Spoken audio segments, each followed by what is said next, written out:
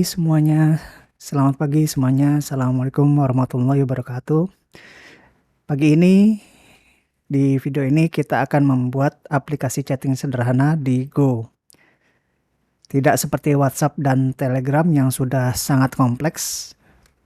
Untuk belajar kita pakai yang sederhana saja. Alur sistemnya kita akan buat seperti ini. Jadi pertama kali pengguna akan mengirimkan atau menghubungkan mesinnya atau HP-nya atau komputernya ke layanan. Kemudian layanan merespon dengan meminta ID yang ingin disematkan kepada pengguna. Pengguna mengirimkan ID ke layanan, layanan merespon lagi dengan mempersilahkan menggunakan layanan chatting yang sudah terhubung. Setiap pesan yang masuk dari salah satu pengguna ke layanan maka akan di-broadcast ke semua pengguna lainnya.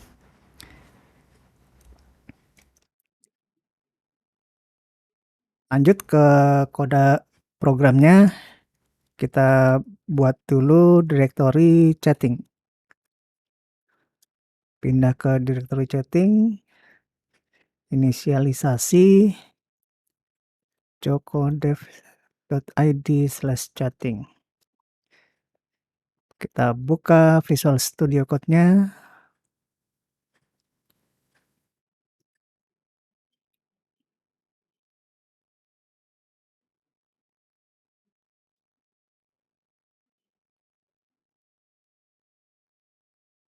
Buat file baru, saya pakai nama chatting. Silakan yang mau pakai main.go juga boleh. Kita tutup. Kemudian kita buka terminal. Kita tutup sidebar-nya supaya lebih luas.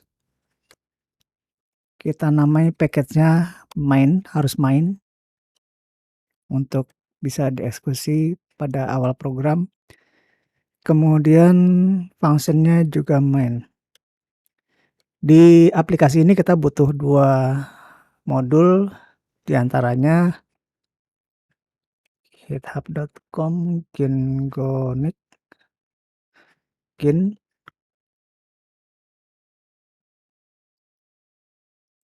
kemudian WebSocket-nya dari Gorilla.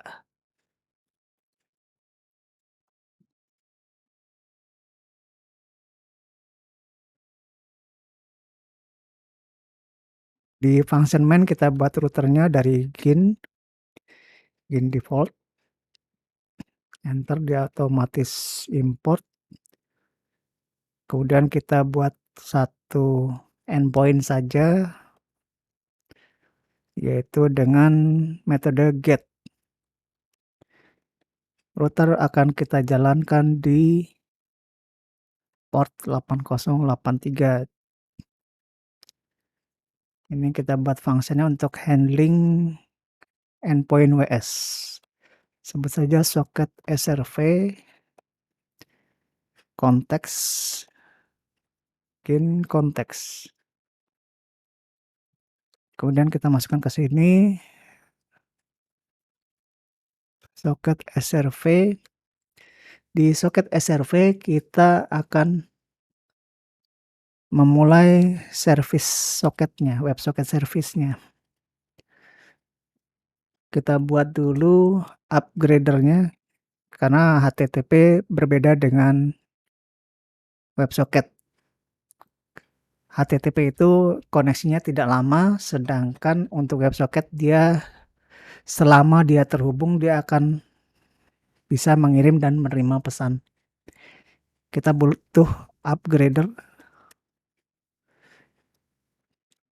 Browser harus diarahkan ke WebSocket upgrader ini.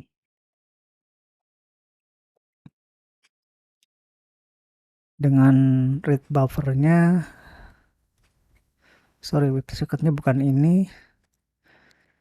Kita pakai yang punya Gorilla. Read buffer size-nya 1024.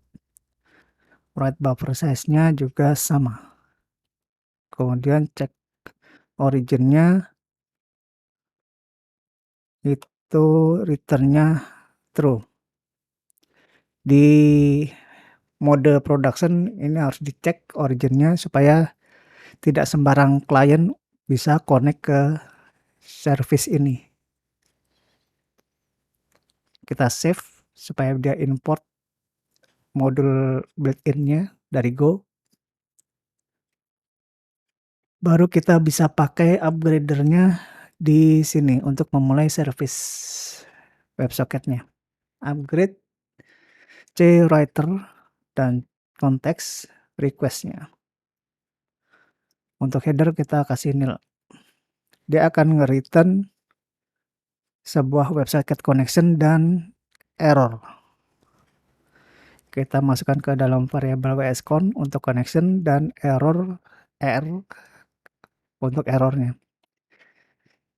Kita cek apakah errornya tidak sama dengan nil. Jika demikian, kita log dulu untuk mencari tahu apa masalahnya ketika terjadi error. Saya suka menggunakan nama function yang untuk lebih mudah debugging. Untuk error pertama, kita output seperti ini, kemudian return saja bahwa koneksi tidak mulus atau tidak sedang bermasalah dari sisi klien. Jika tidak error, berarti dia akan lanjut ke baris berikutnya. Dia akan terkoneksi dengan baik. Sebelum lanjut, kita persiapkan untuk koneksi ini terputus otomatis ketika terjadi masalah dengan menggunakan diver. Dia tidak putus langsung di sini, dia hanya terputus ketika terjadi error atau return ke function semula.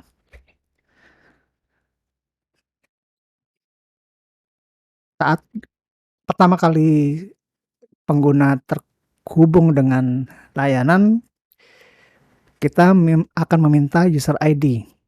Kita definisikan ID adalah sebuah string kosong. Kita respon saat dia terkoneksi.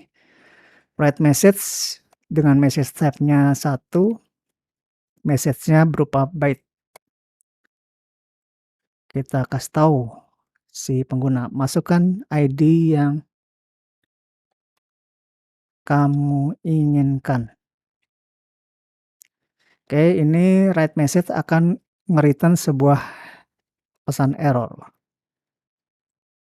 Kita cek lagi di sini, if error tidak sama dengan nil, maka dia akan kita log dulu dan langsung return. Ini survei 2. Kemudian kita tunggu pesan yang masuk. Karena ini WebSocket, kita akan memintanya berulang-ulang. Kita pakai for saja. Mungkin pakai while bisa juga mungkin. Saya belum pernah coba. wscon read message. Ini akan nge-return 3 variabel, yaitu message type, pesannya, dan pesan errornya.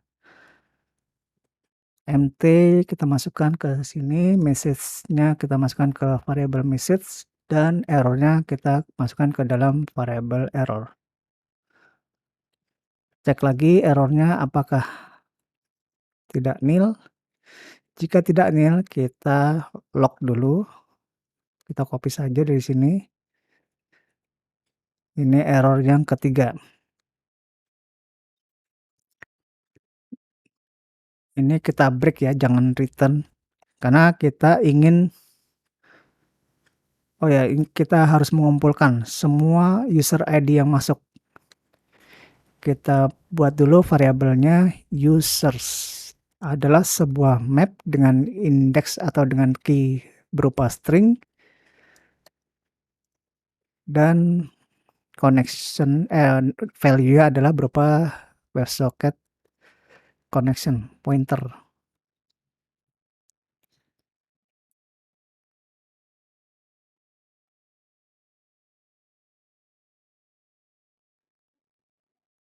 Jadi pertama kali pesan yang masuk kita anggap sebagai sebuah user ID yang diinginkan oleh si user, si pengguna. Kita cek dulu apakah user ID yang si pengguna baru ini sudah pernah didefinisikan. Jika belum, maka pesan pertama adalah user ID. Dianggap sebagai user ID. Message. Message di sini adalah berupa byte, maka dia harus dikonversi terlebih dulu ke dalam string. Karena di awal kita user ID adalah berupa string saat definisi. Kemudian semua user yang sudah terdaftar kita masukkan ke dalam users. User ID sama dengan nilainya adalah connection-nya. Oke, ini kan looping. Ketika dia ngebreak di sini, kita delete dari dianggap user itu sudah sign out. Kita delete variable users-nya dari key user ID.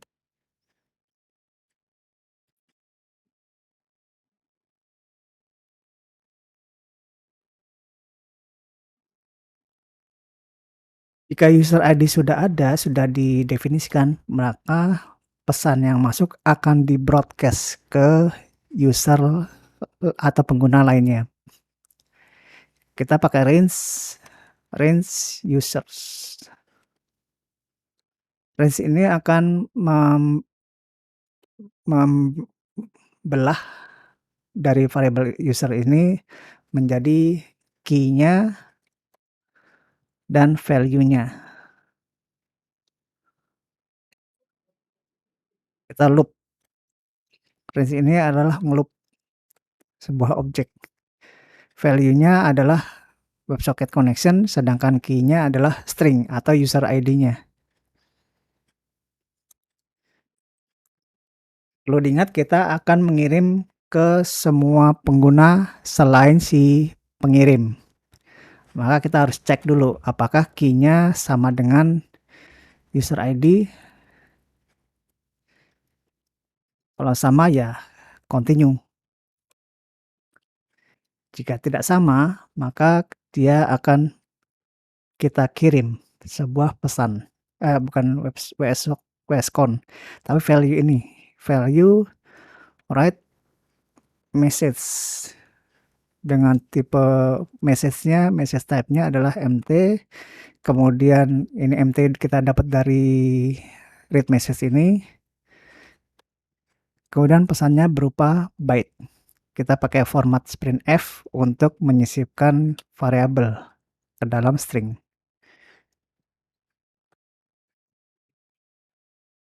Variabel yang pertama adalah user ID yang mengirim dan pesannya apa. String juga. Oh, sorry.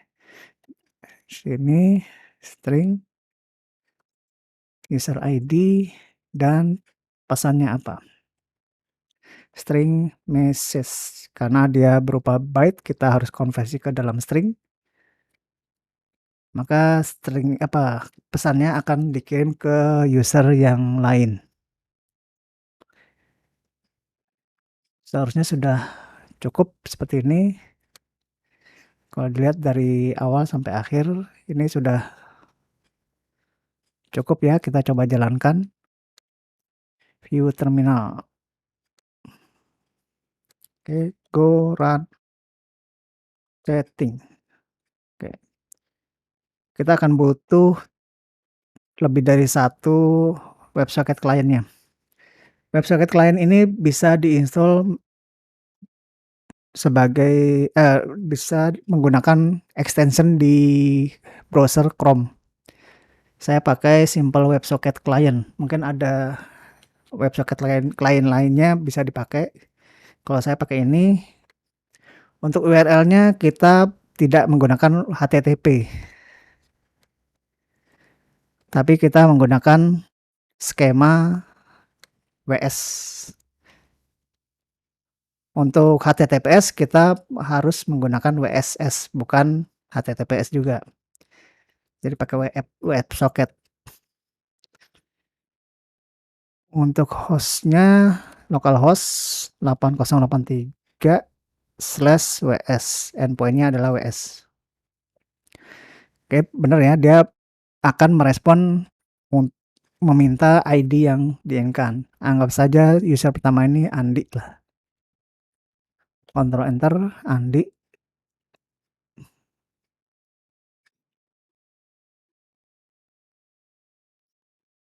Bentar, kok nggak ada respon balik?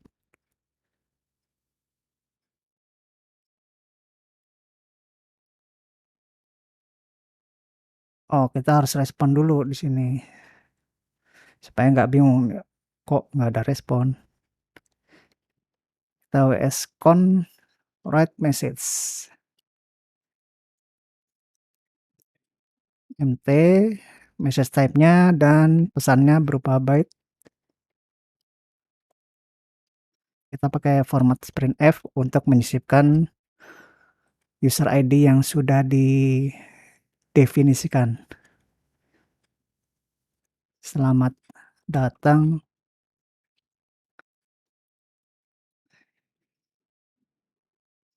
sekarang Anda sudah bisa menggunakan layanan ini. Variabelnya adalah user ID. Oke. Kita stop dulu, kemudian jalankan ulang. Kita balik ke lainnya, si pengguna. Oke, kita coba connect lagi. Dia akan minta user ID lagi. Kita kirim ulang. Nah, di sini akan merespon. Selamat datang Andi. Sekarang Anda sudah bisa menggunakan layanan ini. Kata selamat pagi semua. Ya, ini nggak akan kirim ke siapa-siapa ya, karena kan belum ada user lain yang terhubung. Kita coba koneksi dari klien lainnya atau pengguna lainnya. 8083 WS open. Ini yang kedua kita kasih nama Budi. Selamat pagi semua. Nah, dia akan terkirim ke selain si pengirim. Di sini ada user ID-nya Budi. Dan yang ketiga kita koneksi juga WS. Ini Cecep. Selamat pagi semua. Dan dia akan masuk ke Budi dan ke Andi. Dari Andi kita coba kirim, dia akan masuk ke Budi dan ke Cecep juga dengan identitas atau ID-nya Andi. Saya rasa cukup. Ini source code-nya akan saya upload ke GitHub. Nanti akan saya sematkan di kolom deskripsi. Jika ada pertanyaan, silakan tinggalkan di kolom komentar. Mudah-mudahan bermanfaat. Assalamualaikum warahmatullahi wabarakatuh.